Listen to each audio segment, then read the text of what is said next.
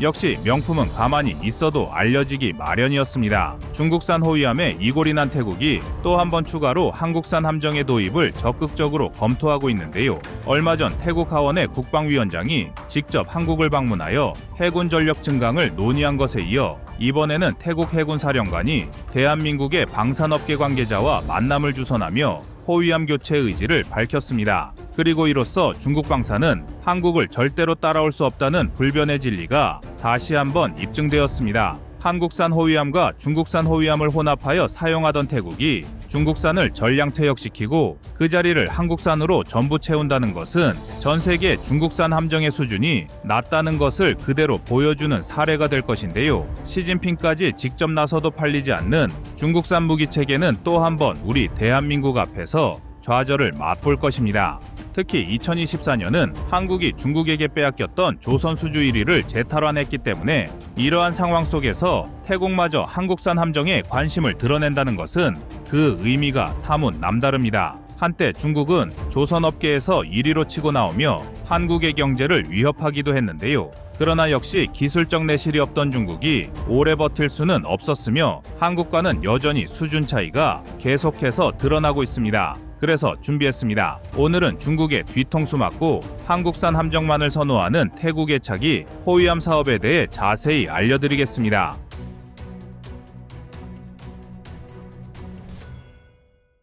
태국 국방부의 2023백서에 따르면 현재 태국 해군은 앞으로 13년여 동안 최대 4척의 호위함 도입이 필요한 상황입니다. 1990년대에 도입한 6척의 중국제 호위함은 성능도 뒤떨어지는 데다가 노후화 문제가 심각하며 당장 2026년에는 2척의 호위함 퇴역이 예정되어 있어 태국 해군은 신형 호위함 도입에 많은 노력을 쏟고 있는데요. 태국 해군은 자국의 국방력을 강화하기 위한 6개 과제 중 호위함 도입을 최상위로 거론했으며 최대 3조 3,800억 원 수준의 예산을 투자하여 모든 호위함을 태국에서 자체 건조하는 방향을 희망하고 있습니다. 그리고 이러한 태국의 호위함 교체 사업에 우리 대한민국이 최적의 파트너로 떠오르고 있습니다. 이를 방증하듯 태국 해군의 지라폴 원깃 사령관은 한국의 방산업계 관계자를 직접 만나 각종 협력 방안을 검토하였습니다. 중간 실무자도 아닌 사령관이 관계자들을 직접 만났다는 것은 그만큼 대한민국 방산업체들의 조선 역량과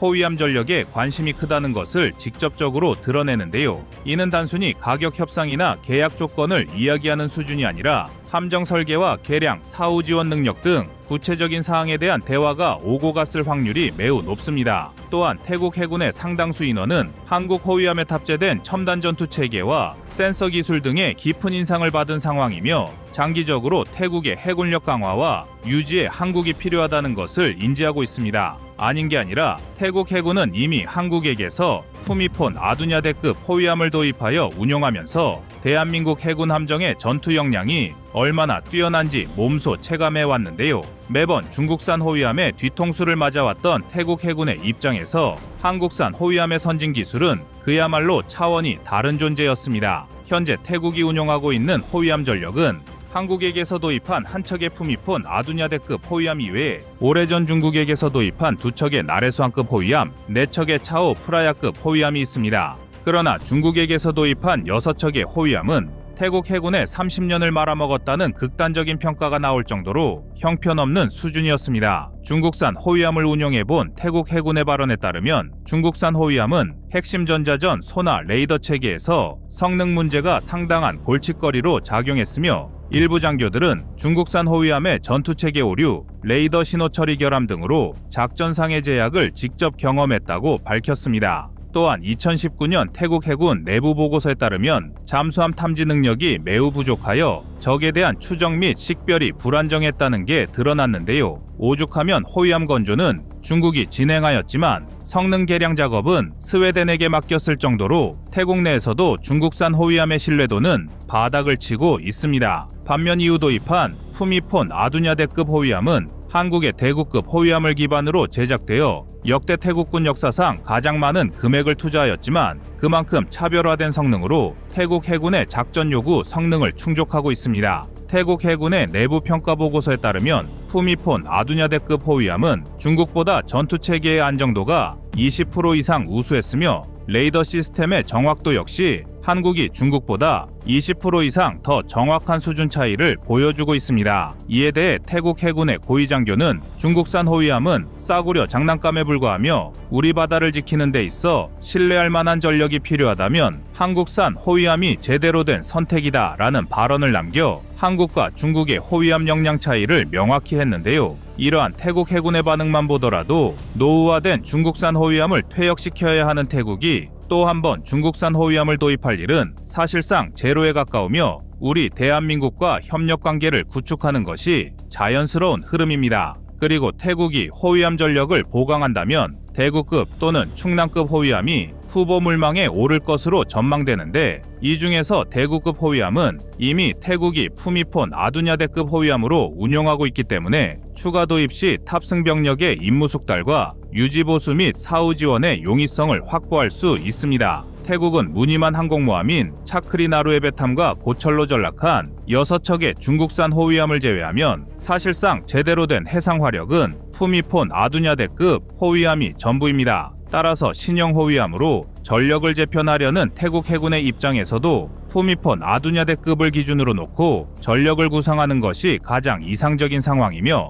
그렇다면 동급 함정인 대구급 호위함을 추가로 도입하거나 일부 예산을 더 투자하여 한 단계 위에 충남급 호위함을 검토하는 것이 합리적인 방향입니다. 대구급 호위함은 16셀의 KVLS를 탑재하고 있어 무장체계의 확장성이 우수합니다. 수직 발사되는 전후 좌우 어디에서 적 표적이 탐지되어도 신속하게 대응할 수 있으며 다양한 미사일을 탑재할 수 있기 때문에 현대 해군 함정에서 절대로 빼놓을 수 없는 화력 체계입니다. 또한 대구급 호위함은 소음 저감형 엔진 기술을 사용하여 대잠전 시 아군의 소나 탐지 능력을 향상시킴과 동시에 적 잠수함의 피탐될 확률을 낮췄는데요. 여기에 더해 한기의 해상작전 헬기를 탑재할 수 있어 해상작전의 유연성까지 확보하였습니다. 또한 충남급 호위함은 국내 최초로 복합 센서 마스트 및 사명 고정형 능동위상 배열 레이더를 탑재한 신형 함정으로서 회전식 레이더를 사용하던 인천급, 대구급 호위함보다 한층 더 우수한 표적 탐지 능력을 보유하고 있습니다. 표적 탐지 능력이 뛰어나다는 것은 유사시 적의 위협을 선제적으로 파악하고 신속한 대응을 가능하게 만들어줌으로써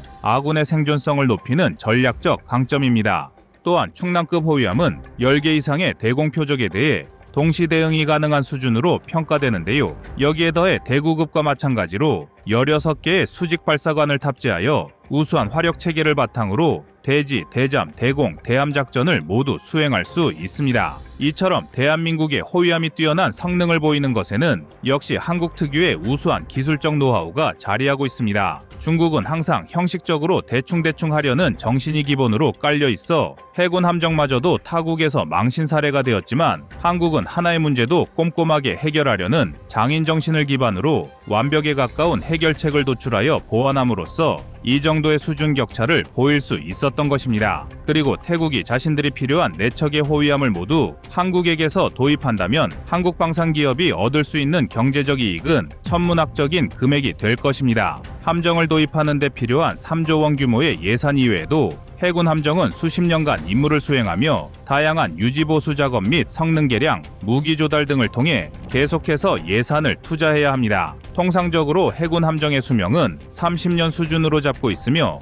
이 기간 동안 주기적인 유지보수만 이루어지더라도 한국은 꾸준히 경제적 이익을 얻을 수 있습니다. 많은 분들이 간과하시는 사실이지만 해군 분야에선 함정 자체를 수출해서 얻을 수 있는 이익 못지않게 유지보수 작업을 통해 얻는 경제적 이익도 상당히 많은데요. 태국 해군이 주요 호위함을 한국산으로 채운다면 한국의 경제적 이익은 3조 원을 훌쩍 넘길 것입니다. 한국은 필리핀을 중심으로 동남아시아 방산 시장에서 다양한 함정 수출 성과를 올리고 있습니다. 동남아시아는 광대한 해역과 수많은 도서 국가들이 혼재하는 지역적 특성상 해군력 강화가 필수적인 나라들이 많으며 무역 항로 보호, 영해 분쟁 대비 불법 어로 및 밀수 차단 등의 해양 안보 과제가 산적한 지역입니다. 따라서 앞으로도 오랜 기간 동안 신형 함정을 도입하려는 나라들이 이어질 수 있으며 이러한 동남아시아 시장을 장악하는 건 한국에게도 좋은 기회가 될 수 있습니다. 이미 필리핀은 미겔 말바르급 호위함과 호세리잘급 호위함으로 도합 4척의 호위함 전력을 모두 한국에게 의지하고 있다는 것만 보더라도 한국산 함정의 신뢰도는 동남아시아에서 최고조에 올라와 있으며, 여기에 태국까지 자국의 모든 호위함을 한국산으로 바꾸게 된다면 다른 동남아 국가들도 연달아 한국산 함정을 검토하는 도미노 효과를 낼 수 있는데요. 더욱이 동남아 국가들이 상당히 긴 기간 동안 중국산 무기의 영향을 받아왔던 점을 고려하면 한국산 함정의 수출 증대는 동남아에서 중국의 영향력을 감소하는 전략적 효과를 얻음과 동시에 한국과 중국의 기술적 격차를 전 세계에 보여주는 절호의 기회가 될 것입니다.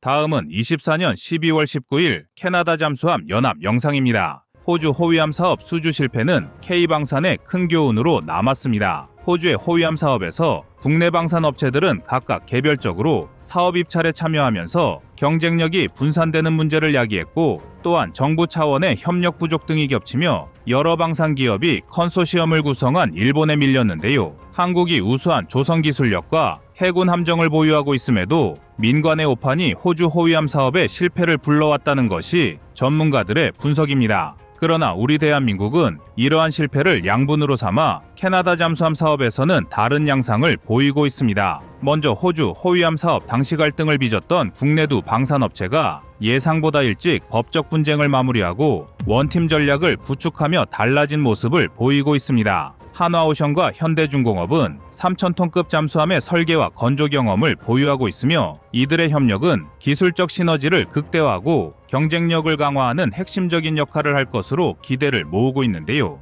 여기에 더해 캐나다 잠수함 사업에서 가장 큰 라이벌로 여겨졌던 일본이 사업을 포기하려는 기류가 포착되고 있습니다. 일본의 미쓰비시 중공업과 가와사키 중공업은 인력 부족과 납기 조건의 어려움을 호소하며 사실상 캐나다 잠수함 사업에서 발을 뺀 상황입니다. 캐나다 잠수함 사업에 참여하는 나라 중에서 캐나다의 작전 요구 성능을 충족하는 잠수함을 제시할 수 있는 나라가 한국과 일본이었다는 점을 고려할 때 일본이 발을 뺀다는 것은 그만큼 한국이 매우 유리한 고지를 선점할 수 있는데요. 하지만 방산업계 전문가들은 소극적인 일본의 행보가 단순히 인력 부족 등의 문제는 아닌 것으로 전망하고 있습니다. 일본이 캐나다 잠수함 사업에 소극적인 행보를 보이는 것은 미쓰비시와 가와사키 등 주요 방산 기업들의 구조적 한계와 자위대의 역량 강화에 우선 초점을 두고 있는 일본 정부의 행보와 밀접한 관련이 있습니다. 일본 방위산업은 지금까지 대규모 방산 수출을 진행한 경험이 매우 적습니다. 무기 수출이 어려웠던 일본 내부의 법률적 규정으로 인해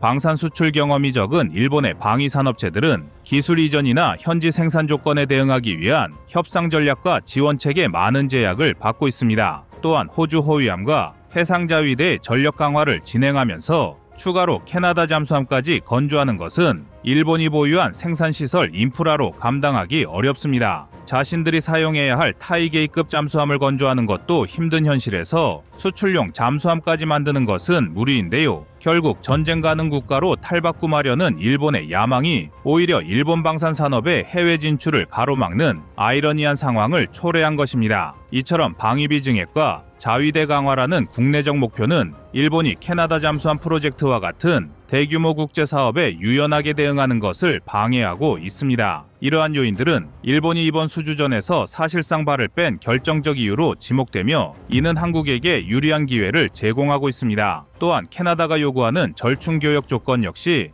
일본 방산 업체들에게 큰 부담으로 작용하고 있는데요. 캐나다는 잠수함 도입 사업에서 현지 생산 기술 이전 그리고 캐나다 내 일자리 창출을 핵심 조건으로 내세우고 있습니다. 그러나 일본 방산 업체들은 자국 내 생산에만 초점을 맞춘 운영 방식을 고수하고 있어 이러한 조건을 충족하기 위한 구조적 변화를 이루는 데 어려움을 겪고 있습니다. 일본 방산업체들은 제한된 생산 역량으로 자위대의 요구를 충족시키기에도 벅찬 상황이며, 추가적인 기술 이전과 현지 생산에 필요한 대규모 투자를 감당할 여력이 부족한 실정입니다. 특히 기술 이전은 방위산업에서 자국의 기술적 우위를 보호하기 위한 민감한 문제로 일본 정부와 방산업계 모두 이를 꺼리는 경향이 강합니다. 반면 한국은 절충 교역 조건을 수용할 준비가 되어 있으며 현지 생산과 기술 이전을 포함한 포괄적인 협력 방안을 캐나다에 제시하고 있습니다. 이러한 대응은 캐나다 정부의 경제적 목표를 충족시키는 동시에 양국 간의 방산 협력을 한 단계 더 발전시키는 데 기여할 것으로 기대됩니다.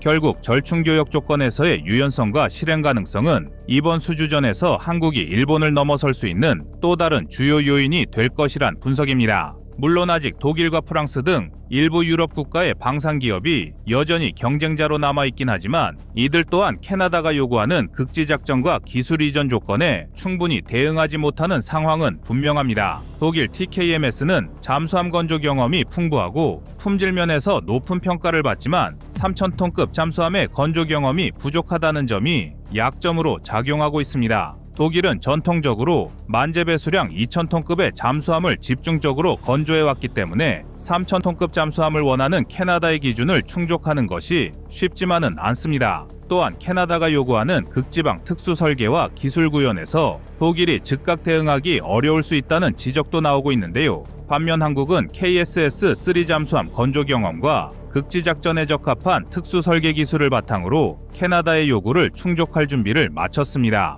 리튬이온 배터리와 같은 첨단 기술은 장시간 자망 작전에 적합하여 이는 한국의 강력한 경쟁력으로 평가됩니다. 두 방산업체의 원팀 전략 역시 기술력과 가격 경쟁력을 결합해 경쟁국을 압도할 가능성이 높습니다. 프랑스 나발그룹 역시 기술력과 설계 능력 면에서는 강력한 경쟁자로 꼽히지만 캐나다의 엄격한 기술 이전 요구 조건에 부합하기 위해서는 추가적인 기술 공유와 생산 시스템 변화가 필요한 상황입니다. 프랑스는 과거 방산 수출에서 기술 이전을 제한하는 보수적인 접근 방식을 보여왔기 때문에 캐나다가 요구하는 수준의 협력을 끌어내는데 어려움을 겪을 가능성이 높습니다. 반면 한국은 기술 이전과 현지 생산 조건을 적극적으로 수용하며 협력 방안을 통해 캐나다의 경제적 목표와 산업 발전에 기여하고자 합니다. 한국은 K9 자주포를 폴란드, 인도, 튀르키예 등에 수출하며 현지 생산과 성공적인 기술 이전 경험을 통해 국제적인 신뢰를 쌓아왔습니다. 이는 캐나다의 요구 조건을 충족하는데 강점으로 평가되는데요. 그러나 과제는 여전히 남아있습니다. 캐나다가 요구하는 납기와 생산 조건을 충족시키기 위해 한국은 현지 인프라 구축과 기술 이전에 대한 구체적인 실행 방안을 제시해야 합니다. 또한 북극권에서의 군사적 경쟁이 심화되는 상황 속에서 캐나다와의 협력 관계를 공고히 하기 위한 지속적인 외교적 노력이 필요합니다. 이를 위해 한국은 먼저 캐나다 현지에서의 생산 능력 확충을 위한 구체적인 로드맵을 마련해야 합니다. 이는 현지 조립 공장 설립과 부품 공급망 구축, 그리고 캐나다 기술자들과의 협력을 포함한 단계적 계획을 통해 가능할 것입니다. 또한 기술 이전에 대한 투명성과 신뢰를 바탕으로 캐나다가 원하는 수준의 협력 체제를 구축하는 것이 중요한데요. 이를 위해 과거 국제 프로젝트에서 성공적으로 기술 이전을 수행한 경험을 기반으로 캐나다 정부와 방산업계의 구체적인 성공 사례를 제시하고 신뢰를 쌓아야 합니다. 아울러 북극권에서의 전략적 파트너십 강화를 위해 한국과 캐나다 간의 군사 외교를 더욱 활성화할 필요가 있습니다. 양국 간의 합동군사훈련 및 기술 교류 프로그램을 추진함으로써 방산 협력의 범위를 확대하고 상호 신뢰를 증진시킬 수 있습니다. 궁극적으로 캐나다 잠수함 사업의 성공은 단순한 기술력뿐 아니라 현지화 전략과 외교적 관계 강화가 결합된 포괄적인 접근이 필요하며 이를 통해 한국은 이번 프로젝트에서의 우위를 확실히 다질 수 있을 것입니다. 비록 한국은 두 방산업체의 과도한 경쟁으로 인해 호주 호위안 프로젝트에서 아쉬운 결과를 받아야 했지만 그렇다고 한국 방위 산업이 실패한 것은 아닙니다. 아직 캐나다와 폴란드 등 여러 잠수함 사업을 준비하고 있으며 이외에도 포르투갈 등의 나라에서 한국산 잠수함 도입을 검토하고 있어 앞으로의 가능성은 여전히 충분합니다. 다행히 한국은 해군 함정 분야의 두 방산 기업이 대의를 위한 협력의 길을 제시하며 과거의 실패를 되풀이하지 않기 위한 노력을 기울이고 있는데요. 세계 최고의 조선 기업이 힘을 모은 만큼 남아있는 모든 해외 수주 사업에서 긍정적인 결과가 뒤따르기를 기대하겠습니다. 이상 꺼리튜브였습니다.